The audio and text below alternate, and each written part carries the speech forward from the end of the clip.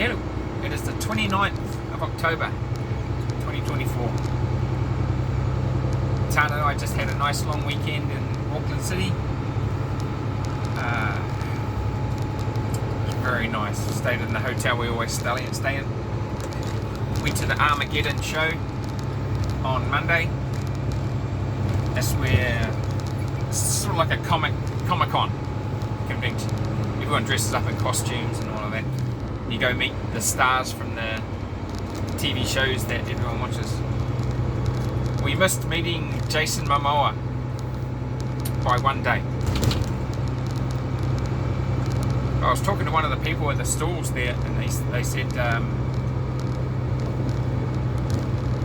on Sunday the air conditioning inside broke down, and there were thousands of people inside, and they were just sweating rivers. You know, they're all crammed in like sardines. And when Tana and I went there on the Monday, it was quite, it was quite spacious. Everyone had already been, so it was not a sweat fest, and the air conditioning was back on, so it was good.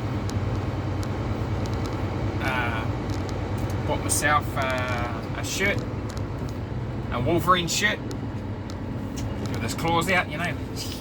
That was cool. What else? Yeah, I'm being very busy today. Got my trailer. Got one Okai delivery. But and I got a preload when I get back. So when I do get back to the depot, my day's not over yet. So it's going to be a long day today. But that's alright. I don't mind. I just had a nice, long, relaxing weekend. What's happening internationally? Israel finally struck back at Iran, and they found a money cache under a hospital. There was a building each side of the hospital, and there was a tunnel going under the hospital connecting them, and there was a bunker inside there. It was quite an elaborate setup underground under the hospital. Hezbollah had this, and there's hundreds of millions of dollars that Israeli troops found in this vault, in this bunker underground, that was funding all of the terrorism of Hezbollah. So now hopefully they've lost all their funding. It was gold and cash, you know. Nice cash injection for the Israeli government. That's all good. What else? Oh, in the US, I forget which county. Well, there are multiple counties in the state, right? And I can't remember the state. But in just one of the states, and one of the counties in the state, there could be like 6 or 7 counties in this one state. But in just one of the counties, they found 2,500 fraudulent ballots, voting ballots. These are ballots with the wrong name, with the wrong address, the wrong signature.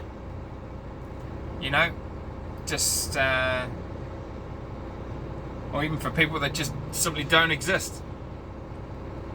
Now the police have gotten involved, and they're hopefully going to track down. Hopefully there's a trail to find out who did that, because that's a federal crime, and all they have to do is find them and charge them, and make it known nationwide that that's exactly what's happened to these people who are putting out fraudulent ballots, and nobody's going to want to do that because they don't want to go to jail. So hopefully the police are going to track down those people responsible for those fraudulent ballots. The Democrats are behind it, obviously. But they're going to jump up and down. Oh, it's a legitimate election. There's no corruption with the election. Well, there's no tally been done yet, but they've already found fraudulent ballots in this election. So they can't say that anymore. So here's hoping that this time next week because it will be this time next week, Mr. Trump will be president. Because the election's on the 5th. So here's hoping. And he was talking about ending income tax in America. Like, you get paid your wages and you're not taxed on it. He's just going to wipe it. Now, the money that the government uses to run itself, well, that's not going to cost as much because Elon Musk is going to be put in charge by Trump, according to reports, that he's going to be cutting the fat out of the US government. All of these programs or committees that do no damn good whatsoever but are paid by the taxpayer, they're going to be gone. He's going to end all of that. He's going to investigate everything. Because he trimmed the fat at Twitter, well, X now, and he ran that same company with the quarter of the amount of people, and it's still been running successfully. He fired 3/4 of the staff that were running Twitter, and it didn't affect the performance of the company. So that's what he's going to do to the US government. He's going to trim the fat, and that's going to save billions of dollars running the government, US government. Now, Trump is going to use tariffs on imported goods to raise the money to run the government. He's not going to use income tax anymore. And that's where he's going to find the money to run a downsized government, US government. And that's all going to be good because, according to Trump on his interview, 1913 is the date when income tax was instituted in the US. Before that, it was all tariffs. And the US government had a surplus of money. They didn't know what to do with it. They had so much money because of the tariffs they placed on imported goods. And income tax didn't play a part in the money that they gathered. So hopefully Trump's going to do that. And if he gets rid of the tax system in the US and successfully runs the government, I can see this country, the public, jumping up and down saying, get rid of income tax. Trying to do the same thing here. And some guy who's going to be running for Prime Minister, he's going to run on that. He says, I'm going to get rid of income tax if you elect me, and impose a tariff on all imported goods.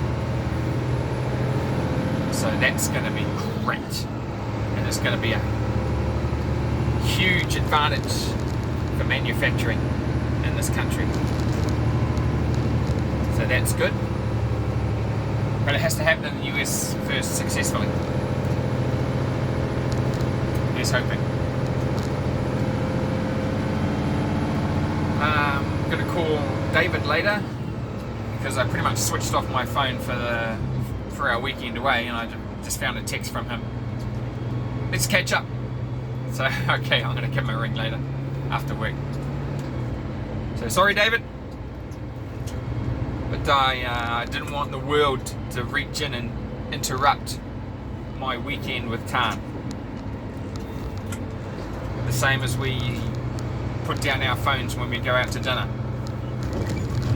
You don't allow the world to reach in and spoil your evening. Don't be like all the other couples at all the other tables that aren't talking with each other and had their noses buried in their phone. It's pathetic.